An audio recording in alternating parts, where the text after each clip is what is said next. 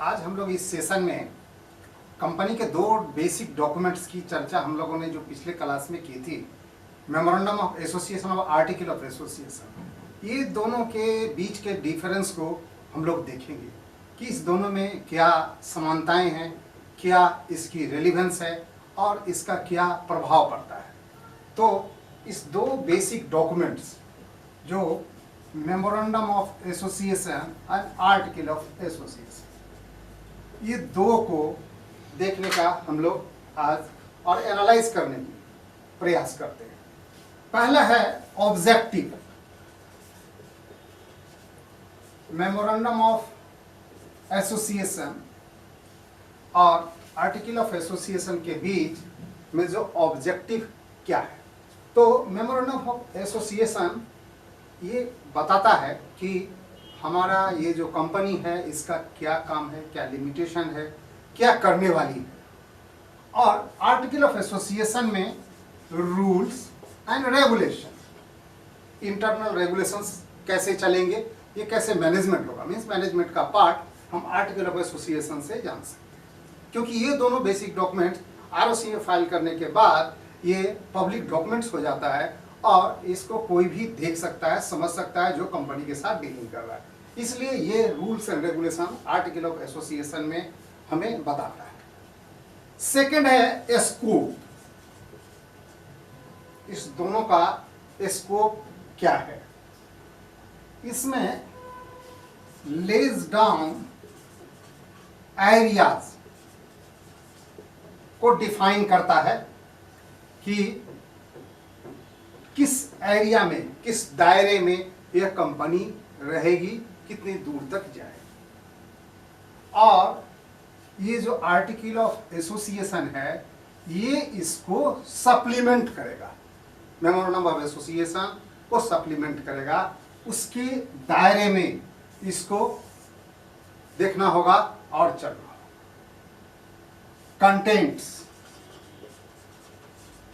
Contents में जो memorandum of association है वो हमें ये बताता है कि इसका नाम क्या होगा, सिचुएशन कहां पर वो अवस्थित होगा, इसकी रजिस्टर्ड ऑफिस कहां होगी, कॉर्पोरेट ऑफिस कहां होगी, और ये जो आर्टिकल ऑफ एसोसिएशन होगा उसमें रेगुलेशंस होंगे वो तमाम, कि जो board of directors, management committee उसको कैसे इंप्लीमेंट करेगी, कैसे काम करेगी।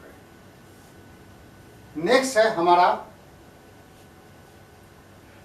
अल्टरेशन।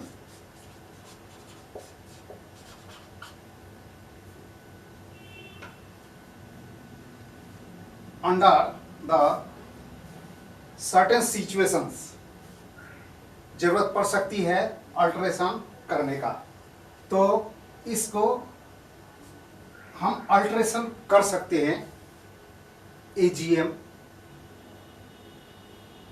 की मीटिंग में, या अदर कितने कम लोगों के मेंबर में किया जा सकता है, किस स्थिति में। तो ये certain meetings, annual general meeting या स्पेशल मीटिंग, किसके अंदर में इसको मॉडिफाई किया जा सकता है, लेकिन इसको कंपनी एक्ट के जो रेगुलेशंस है उसके अंदर करनी पड़ेगी। आर्टिकल ऑफ एसोसिएशन इसको भी चेंज किया जा सकता है, अल्टर किया जा सकता है, comply with the memorandum of association and article of association.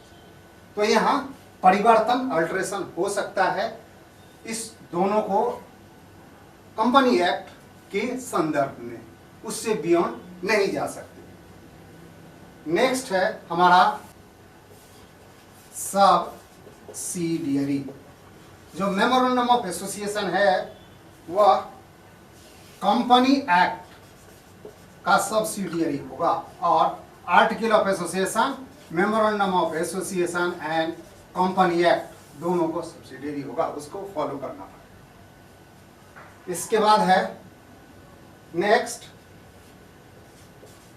Ultra vires.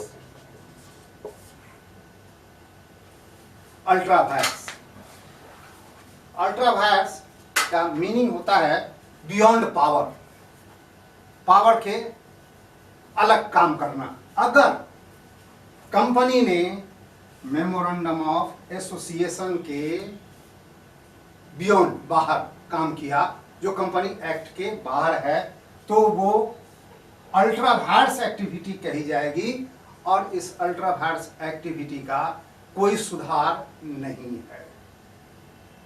एक बार अगर कंपनी ने अल्ट्रा वायरस कर दिया तो कर दिया, सभी मेंबर्स भी इसको सुधार नहीं कर सकते, रेक्टिफाई नहीं कर सकते, वो नल एंड वॉइड होगा। और जब आर्टिकल ऑफ एसोसिएशन है वो स्पेशल रिजोल्यूशन के जरिए हम उसमें गलतियों को सुधार सकते हैं, रेक्टिफाई कर सकते हैं। ये बेसिक डिफरेंस है। एक बार कंपनी का अल्ट्रा वायरस हो गई तो उसको हम एनुअल जनरल बॉडी मीटिंग में या सभी शेयर होल्डर्स के द्वारा भी रेक्टिफाई नहीं कर सकते। तो ये बेसिक जो डिफरेंस था वो हम लोगों ने इस सेशन में देखा। अब हम अल्ट्रा वायरस को थोड़ा सा अलग से देखेंगे कि उसमें क्या क्या होता है और कैसे उसका प्रभाव कंपनी पर पड़ता है। तो उस सेशन को हम लोग अगले सेशन में डील करेंगे। धन्यवाद। आप अपना कोई सवाल या सुझाव हमें नीचे कमेंट पर या हमारे ईमेल पर भेज सकते हैं। इस सीरीज के बाकी सेशन के बारे में जानकारी के लिए चैनल को सब्सक्राइब करें और नीचे लाल घंटी पे क्लिक करके नोटिफिकेशन ऑन करें। धन्यवाद।